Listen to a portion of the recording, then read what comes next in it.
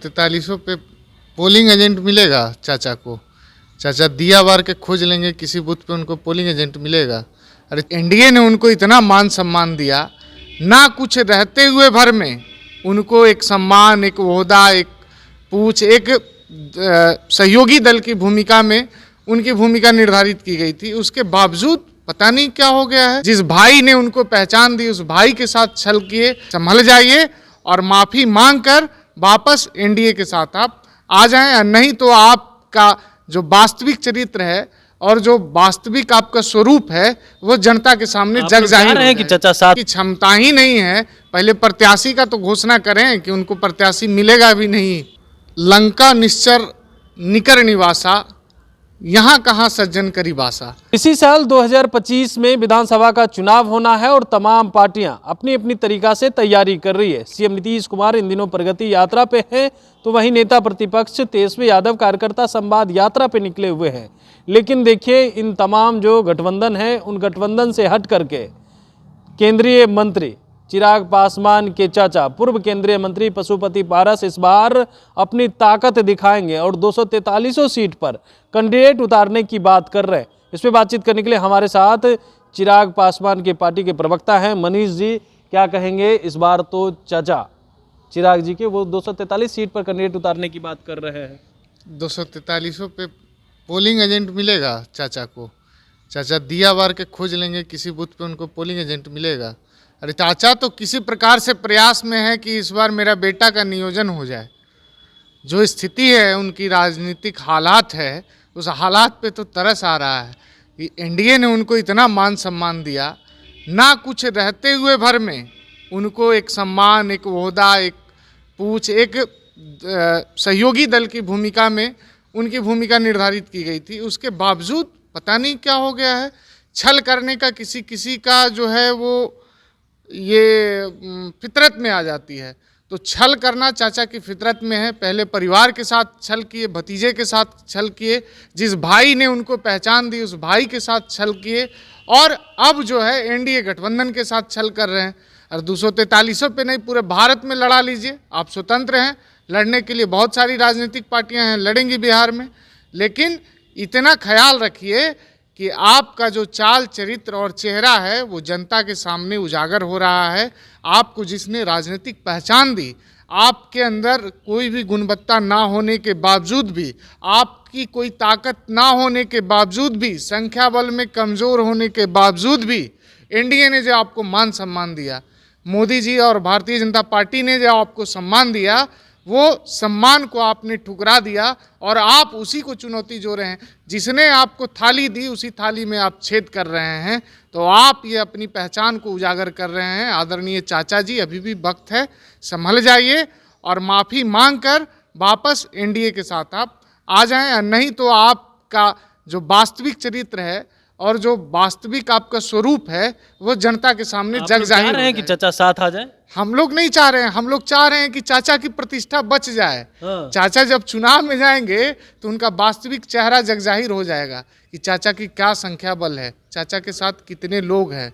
गिने चुने जो लोग बगल में खड़े दिखते हैं वो भी लोग चाचा को छोड़कर भाग जाएंगे, ऐसा हमारा विश्वास है। आप कह रहे हैं चाचा को छोड़ करके विश्वास है, लेकिन चाचा तो आपके कह रहे हैं ना कि जो हमें हल्के में ले रहे थे उन्हें हम 25 में दिखाएंगे अपनी ताकत। हमारी ताकत क्या है? हम पूरे देश में मजबूत है, हमारी पार्टी मजबूत है। दिखानी चाहिए ना। लोकतंत्र में तो संख्या बल ही मानक होता है और संख्या बल के आधार पे लोकतंत्र में किसी भी राजनीतिक दल का या राजनीतिक व्यक्ति की शक्ति का आकलन होता है।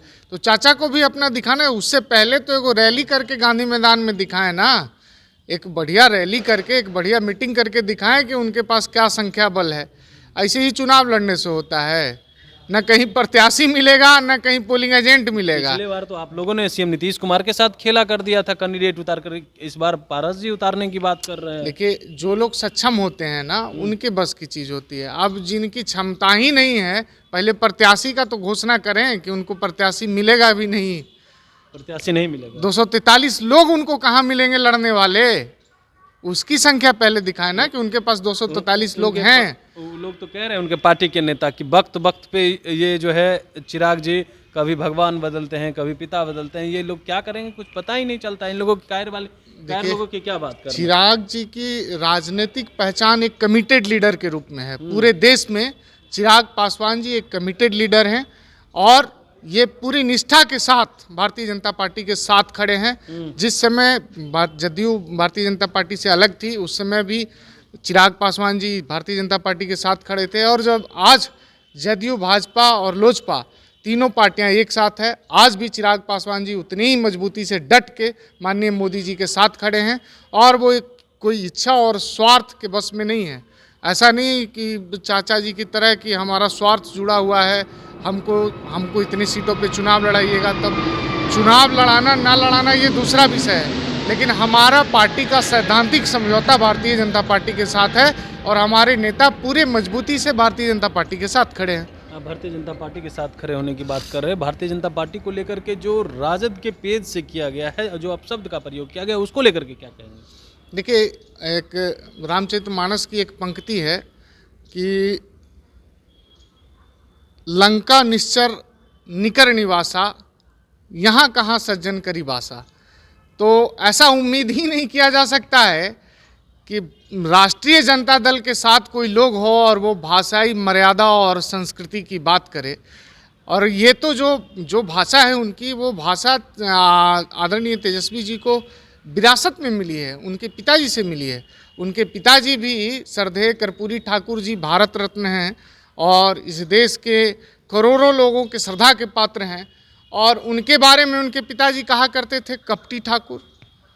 उनके गठबंधन के साथी बिहार के प्रदेश प्रभारी थे कांग्रेस के आदरणीय भक्त चरण दास जी, उनको कहे भक्त चुंदर दास। अभी तो लालू यादव की संस्कृति रही है लोगों को अपमानित करने का और लोगों को अपने अहंकार को प्रदर्शित करने का, वही संस्कार विरासत में तेजस्वी जी को मिल गई। तो ये कोई नई बात नहीं है, ये राजद की संस्कृति है। राजद जो है लोकतंत्र के लोकलाज में विश्वास नहीं करती है, तो राजद की संस्कृति है, उस अनुरूप से उसके द्वारा इस प्रकार का ट्वीट किया गया है। हालांकि लोकतंत्र में और बिहार की राजनीति में ऐसे शब्दों की पुरजोर निंदा की जानी चाहिए, ऐसे शब्दों का कोई जगह नहीं है। राजद को सार्वजनिक माफ़ी मांगनी चाहिए और जो उनकी संस्कार है, उनकी मर्यादा है, उसका जनता माकूल जवाब देगी। क्या जवाब देगी? जनता आने वाली चुनाव में जवाब देगी। अभी देख रहे हैं, अभी तो दो यात्राएं चल रही है बिहार में, एक माननीय मुख्यमंत्री जी की प्रगति यात्रा और एक राजद के युवराज का दुर्गति यात्रा। तो राजद के युवराज जहां जा रहे हैं तो वहां तो अकेले में जो लोग मिलते हैं उनसे पूछते ही होंगे ना कि भाई आप जिस सड़क पे चल के आए उस सड़क नीतीश जी का बनाया हुआ है, और ये जो दुधिया रोशनी में नहाया हुआ शहर के बीच रात के 9 बजे 10 बजे आप निकलते हैं, लोगों से प्राइवेटली मिलते हैं, तो वो जो बिजली है, वो सड़क है, वो पानी की उपलब्धता है और जो गरीबों की चेहरे पे मुस्कान है, वो एनडीए की सरकार की देन है। तो लोग तो पूछेंगे ना तेजस्वी जी, जहाँ जाइएगा वहाँ विकास दिखाई देगा।